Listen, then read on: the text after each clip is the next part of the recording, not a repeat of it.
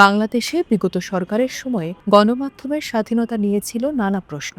সমালোচনামূলক সংবাদ প্রকাশ করতে গিয়ে অনেক সাংবাদিককে পড়তে হয়েছে চাপ ও বাধার মুখে। এই বাস্তবতায় স্বাধীন, দায়িত্বশীল এবং আর্থিকভাবে টেকসই গণমাধ্যম গড়ে তোলার উপর জোর দিয়েছেন নীতি নির্ধারক সহ বিশিষ্টজনেরা। শুক্রবার রাজধানীর একটি হোটেলে টেলিভিশন এডিটর্স কাউন্সিল আয়োজিত টেকসই গণতন্ত্রে গণমাধ্যমের ভূমিকা শীর্ষক সেমিনারে উঠে আসে এসব বিষয়। সেমিনারে মূল প্রবন্ধ উপস্থাপন করেন ইন্ডিপেন্ডেন্ট টেলিভিশনের প্রধান বার্তা সম্পাদক মোস্তফা আকমল। পরে আলোচনায় অংশ নেন সাংবাদিক নেতৃবৃন্দ সহ বিশিষ্টজনেরা। এ সময় সম্পাদকীয় স্বাধীনতা নিশ্চিত করার পাশাপাশি সাংবাদিকদের নিরাপত্তা জোরদার সহ তথ্য অপতথ্য মোকাবিলায় সমন্বিত জাতীয় উদ্যোগ নিতে জোর দেন তারা। বিগত সরকারের সময় থেকে আমরা একটি বিষয় খুব বেশি করে লক্ষ্য করেছি, সংবাদ মাধ্যমগুলো ক্ষমতামুখী সাংবাদিকতা চর্চা করছে, সূর্যমুখী সাংবাদিকতাকে যেটা আমরা বলি, এটি এখনো চলমান নেই, সেটা বলা যাবে না। এই যে ক্ষমতামুখী সাংবাদিকতা, এই প্রবণতার জন্য বাংলাদেশের সাংবাদিকতা একটা পতনমুখী সাংবাদিকতার দিকে ধাবিত হচ্ছে।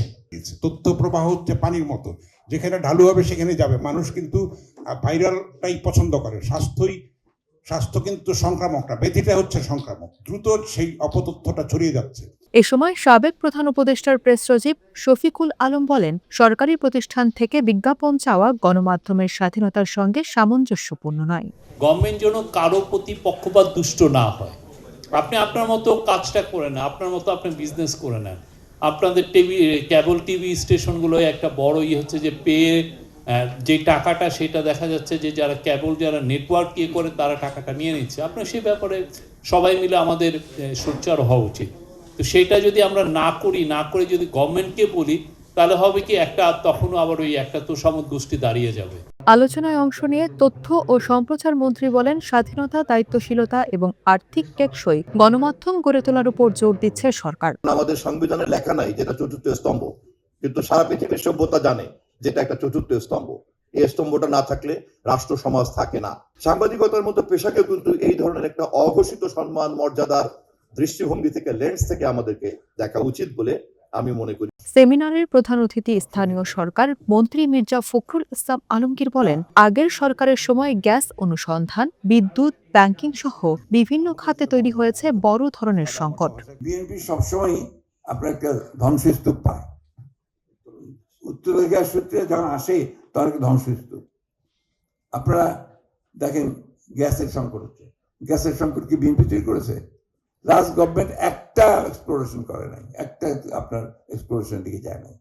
এবং যে সিস্টেম তৈরি করেছিল যে ইম্পোর্ট ছাড়া আর কোনো কিছু করা যাবে না অবস্থা, গোটা ইকোনমিটাকে সেভাবে তৈরি করেছিল।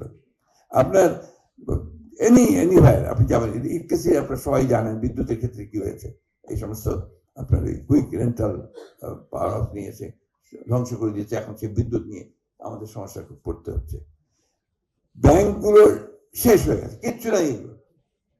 লক্ষ আপনার আমার চেয়ে ভালো জানেন স্বাভাবিক। কারণ ওই ব্যাংকগুলোকে ঠিক করতেই তো আপনার অনেক কঠোর সমস্যা তৈরি হচ্ছে। এছাড়া সত্য তুলে ধরতে নিরপেক্ষ ও দায়িত্বশীল ভূমিকা পালন করতে সাংবাদিকদের প্রতি আহ্বান জানান স্থানীয় সরকার মন্ত্রী।